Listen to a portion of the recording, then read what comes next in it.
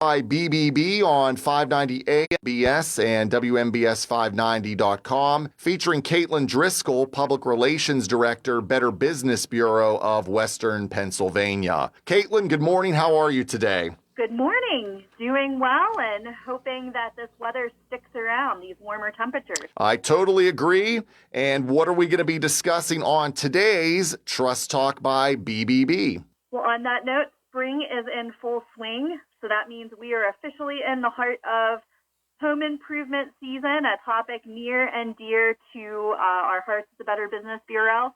But with more people needing repairs, maybe just from stuff that's happened over the winter, even from some potential storm damage, we've had some recent wind. People contact the Better Business Bureau every day for help, assistance in finding reputable home improvement professionals to hire. And then just in addition, with more people having either recently received or they're about to receive their tax refunds, it's that time of year for people to attend local home shows and just different events for ideas and inspiration on improving their homes. So on today's Trust Talk, we are going to talk all about tips, advice for hiring home improvement contractors this spring. And if you are looking to start a home improvement project this spring, whether you are feeling inspired or it's out of a necessity, what initial advice does BBB have for making your project a success? Well, it would be nice to not have to worry about this, but a good first step is to come up with a realistic budget and stick to it. Home improvement projects, certainly if you've ever been involved with one in the past, they can get expensive pretty quickly. So if you don't want to break the bank, make sure you're obtaining bids or estimates to compare and figure out how much you can spend ahead of time. And make sure you're being upfront with contractors about your budget so that everybody's on the same page. You can even consider the pros and cons of do-it-yourself projects. Certainly, if time, motivation is no problem for you, you might be able to tackle some of those more basic home improvement projects on your own. Of course, others may or are more likely to require further expertise.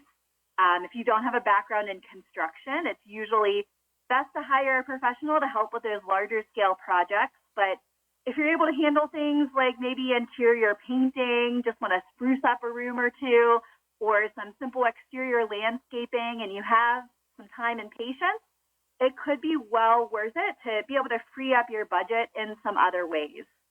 And make sure you're giving higher priority to those projects of necessity and really focusing on your needs versus those wants, which of course can be difficult, but consider those projects that are creating or adding value to your home or space. And make sure you're hiring professionals who focus on or specialize in your specific kind of project. And nowadays, especially with costs continuing to rise, keep energy efficiency in mind too, where you're able to, as you can save money and positively impact the environment by improving the energy efficiency of your home. Energy-saving projects that could be worth taking on or looking into can include checking, replacing the seals on all windows, ducts in your home, maybe installing new windows or replacing some of them, even looking into some green energy options like solar panels tends to be a more popular option nowadays. You mentioned that a good first step in determining a budget is getting job estimates. How many bids or estimates should you obtain before hiring someone? Well, before making any kind of financial commitment, signing a contract, we always recommend soliciting at least 3 bids or estimates from prospective contractors and make sure they're based on the same building specifications, the same, or comparable materials, labor, time needed or estimated to complete the project, and really review those estimates carefully. Make sure, again, that they're falling within your designated budget and that you're truly comfortable with those amounts, that it's not completely at the max of your budget, giving you a little bit of wiggle room for any unplanned issues or concerns. And just remember, too, that the contractor that may be providing you with the lowest bid may not always be the best suited for the job. So if one estimate is significantly lower than the other two, that contractor may be planning to cut expenses in other ways you might not be as happy about, such as using inferior products or materials, maybe hiring subcontracting work out to unskilled laborers, failing to have proper updated insurance, or in some cases, they may not even truly understand the actual scope of the work requirements of what you want done. So that's why we always recommend it's best get at least those 3 bids or estimates, so that way you could tell how similar they are to one another or not and have that good comparison. In addition to getting at least 3 bids or estimates, what about customer references? Yes, it is always recommended obtain at least 2 to 3 references from former customers of the contractor that you're considering hiring.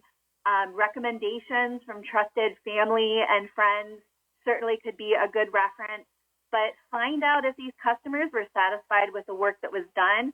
If possible, inspect the work yourself as well. And ideally, it's best to be able to go out and inspect the company's work over a year after it's been completed. So that way you can see firsthand how it's held up over time and after all 4 seasons. Certainly, any credible contractor is going to be more than happy to refer you to any satisfied customers for them to use as a reference. So consider it a red flag if someone seemingly refuses to provide any local references, doesn't have or doesn't want to provide any customer reviews either. So make sure you can verify all of that information. If your project requires a building permit, should a contractor apply for it, or is it better to apply for it yourself? So this is a great question, and it's one where certainly doing it yourself isn't always the best case.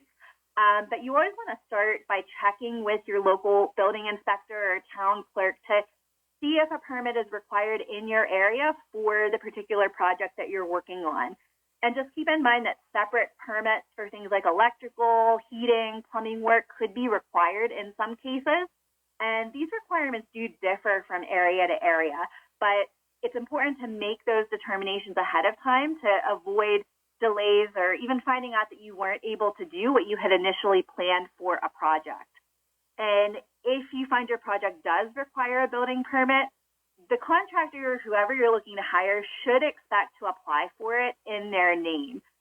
Certainly, you could consider it a red flag if the contractor is asking or making it a requirement for you to apply for your own permit or utilize your name for the permit, because applying for it yourself, you're essentially protecting yourself in case the work doesn't pass inspection.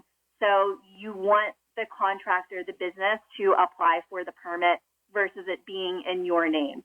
But certainly terms regarding the application for any permits should also be listed in your written contract with the business. So if it's not, be sure to ask, get it in writing, and just keep in mind too that even though the contractor will usually obtain the permit for you, you will likely be responsible for paying for them.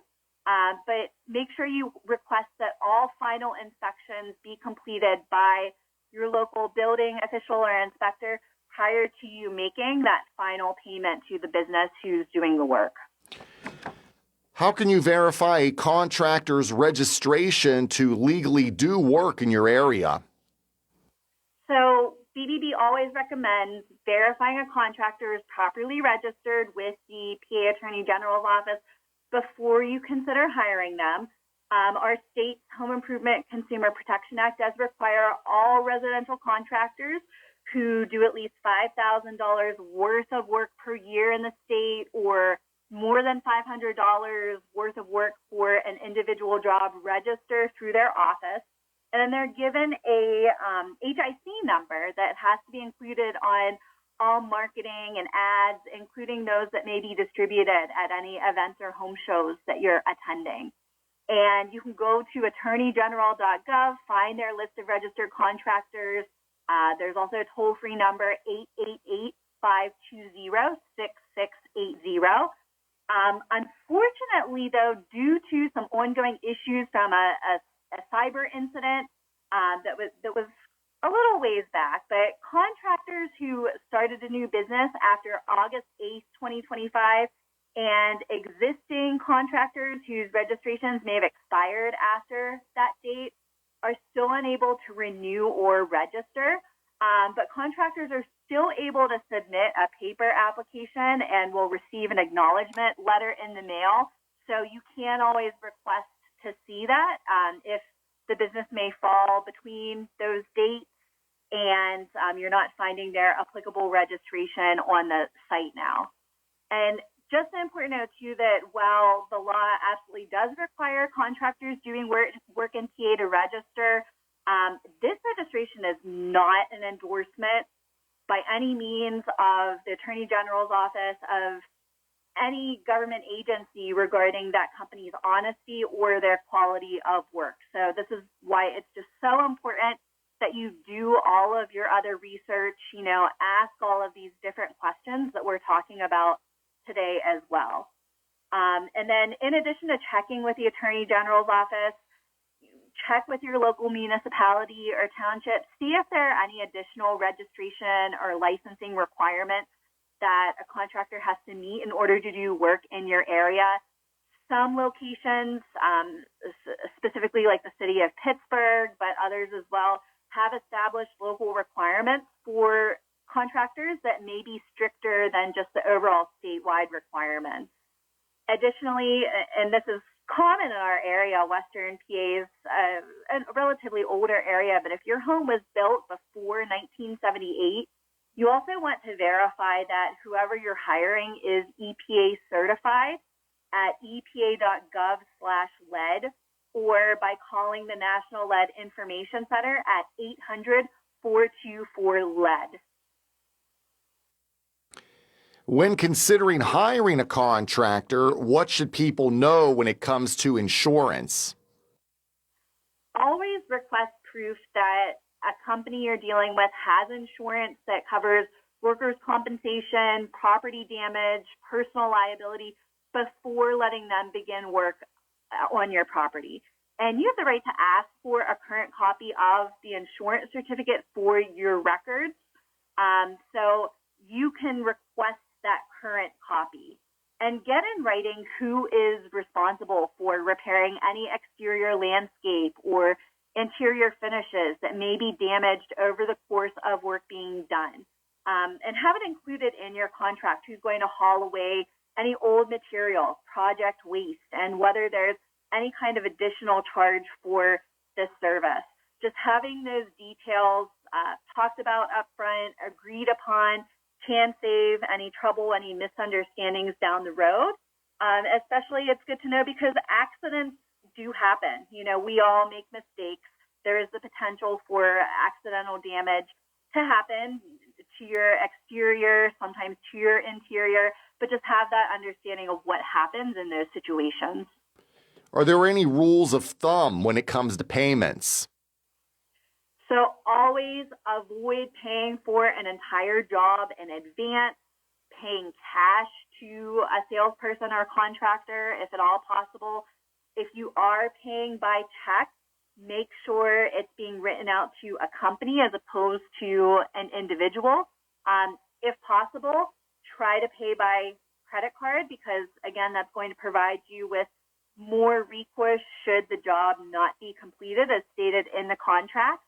But just keep in mind, too, when it comes to payment that the law does state, so if your contract is over $5,000, a contractor cannot accept a deposit in excess of 1/3 of that contract price or 1/3 of that price plus the cost of any special order materials.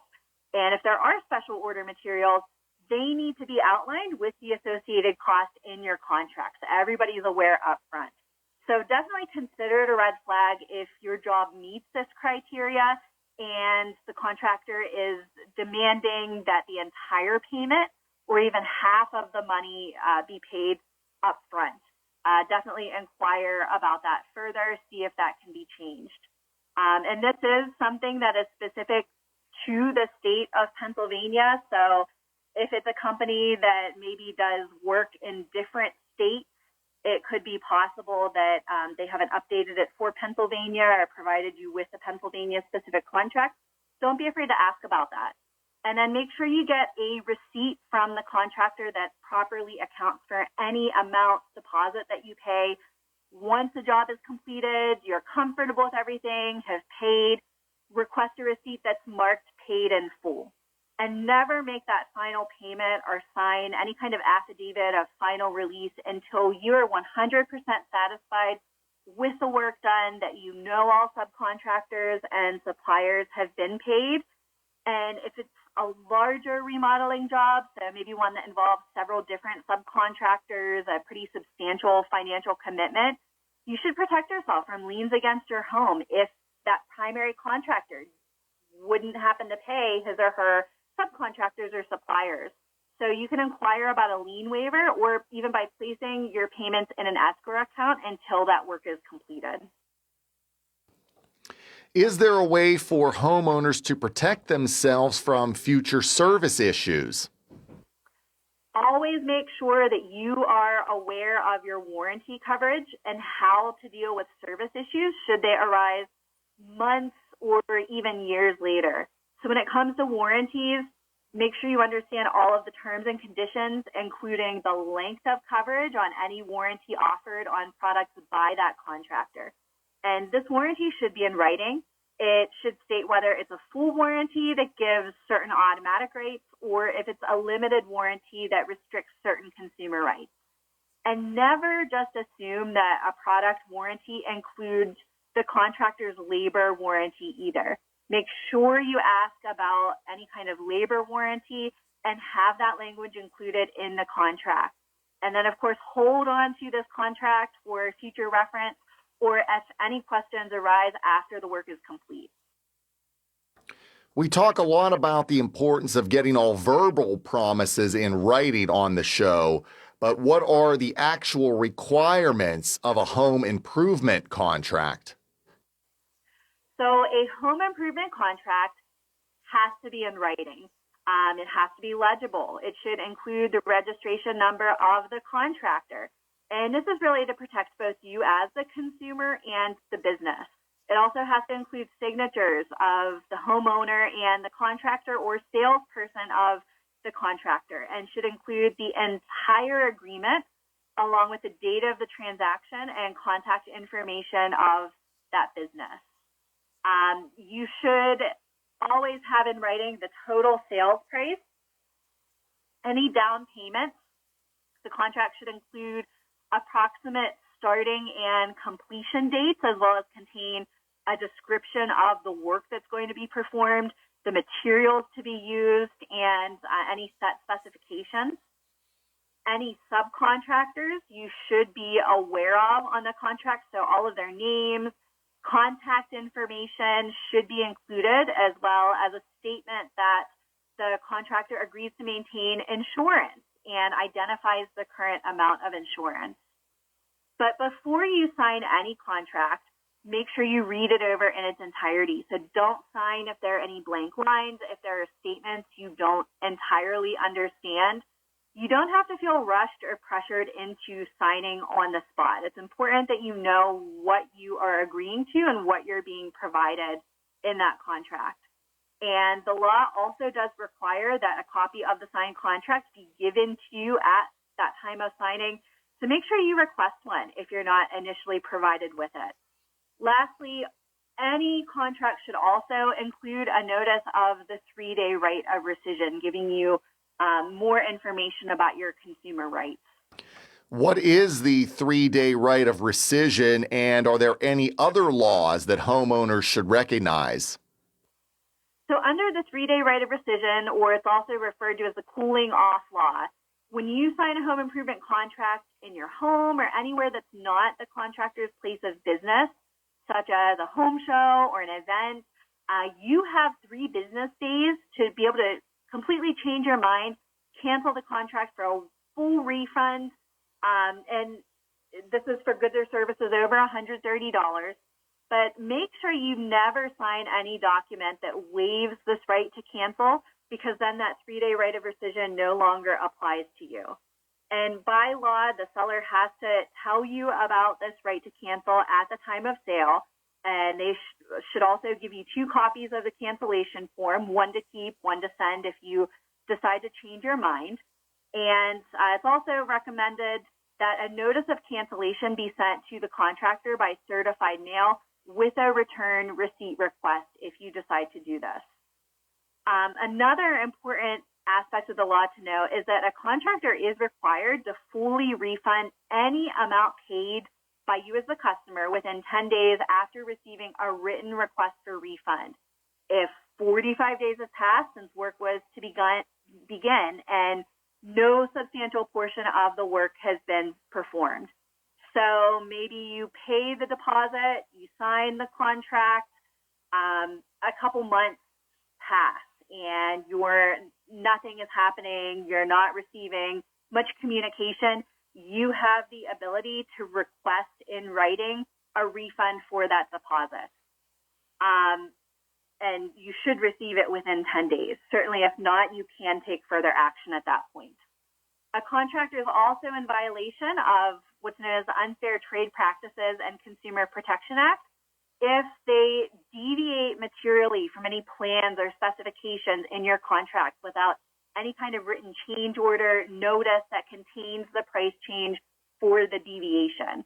So maybe you've signed that contract, you've agreed upon the cost, the materials to be used, and then all of a sudden, all of this time passes by and you try to get charged double the price because they say that the cost of materials has gone up. You are protected by something like that. They can't materially deviate from that set plan without notifying you in advance. So you do have those protections. Always keep that in mind. If someone encounters an issue with a contractor, how can they report them to the Better Business Bureau? If you have an issue with a company that you are unable to resolve directly with that business, you can file a complaint with the Better Business Bureau at BBB.org. For identified scams, BBB Scam Tracker does provide that outlet for you to be able to report, warn others of fraudulent activity at bbb.org/scam tracker. And that's where users can see what scams are happening in your area, track particular types of scams like home improvement issues, and even see how much money has been lost. However, before deciding to hire anyone, hopefully you can prevent issues by checking with us first, seeing if we have a business profile on companies that you're considering, reviewing a business's BBB rating, their complaint history, any positive, neutral, or negative customer reviews, and seeing if there's been any alerts or government action taken against the company. And we also provide some really helpful tips and information on hiring a contractor at our Home Improvement HQ at bbb.org/home improvement. What types of complaints does BBB usually receive regarding the home improvement industry each year? So we have already started hearing about this, even, the past month when the weather was still pretty cold, which I was surprised about. But homeowners are often targeted by home improvement scams where dishonest folks will just kind of show up uninvited at your door offering to make repairs.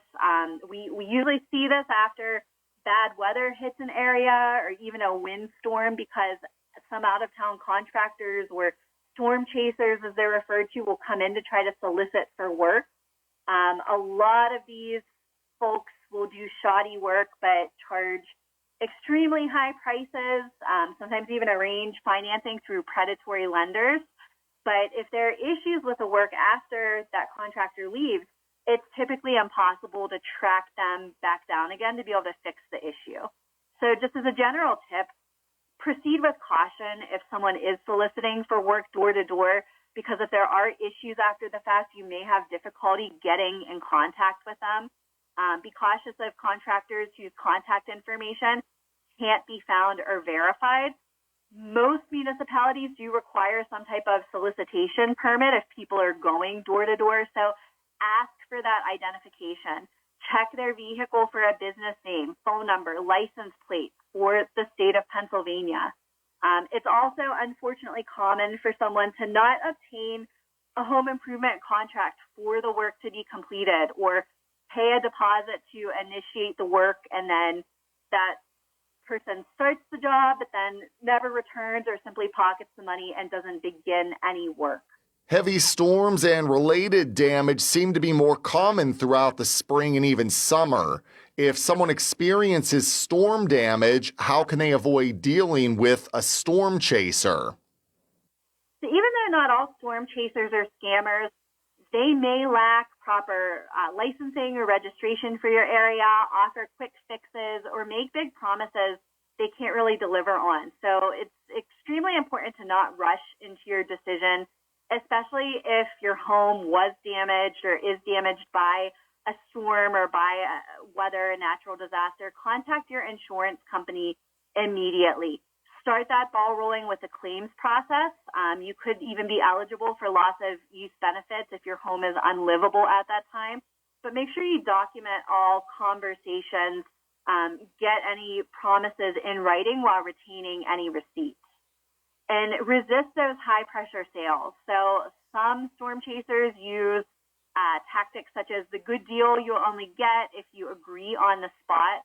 Be proactive in selecting a business, not reactive to sales calls on the phone or door-to-door pitches. You should never feel forced into making a hasty, immediate decision or sign over insurance checks directly to a business.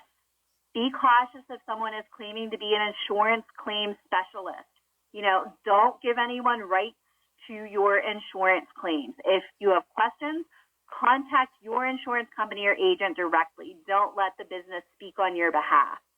And we always also try to warn locally established businesses to recognize that storm chasers will often offer to pay local companies somewhat substantial amounts of money to be able to use their name, reputation, and contact information to say that they're doing work for them and then collecting that insurance money and moving on. But typically they leave that real local business to deal with any unsatisfied customers, any unfinished work or unfulfilled warranties. Besides home improvement issues, are there any other scams or hot topics that BBB is warning about?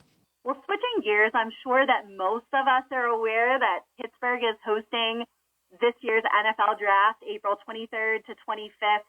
The first time we're hosting this major event, but they're expecting up to 700,000 people being drawn to the area.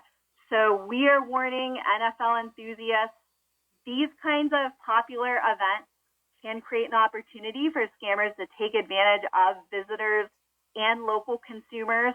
Now, we haven't received any scam reports to date, but we are continuing to monitor BBB Scam Tracker for activity as the event approaches. Just want people to be mindful of potential draft-related scams, like fake rental listings if you're looking for lodging to stay downtown Pittsburgh or closer to the draft, ticket scams. So it is free to attend the draft. So you have to register through the NFL One Pass app in advance. So, there could be an instance where someone is claiming that you have to pay or provide a lot of personal information to get access, which is not the case. And just general imposter websites, selling fake counterfeit merchandise or just trying to take people's money and personal information and not delivering on what they're selling. So you really just want to be careful. If you encounter any NFL draft-related scam, report it to BBB Scam Tracker. And final thoughts as we close today, Caitlin. Well, taking it back to the spring home improvements, finding a good contractor, it really can take some effort, but your hard work is going to pay off. You want to do your best to hire reputable quality contractors, and the Better Business Bureau can always help. Look for accredited businesses at bbb.org. Give us a call to find out information on local companies before you make your decision. So we're always happy to help. And you've been listening to Trust Talk by BBB, featuring Caitlin Driscoll, Public Relations Director, Better Business Bureau of Western PA. Caitlin, thank you as always for the great information, and we'll talk again next month.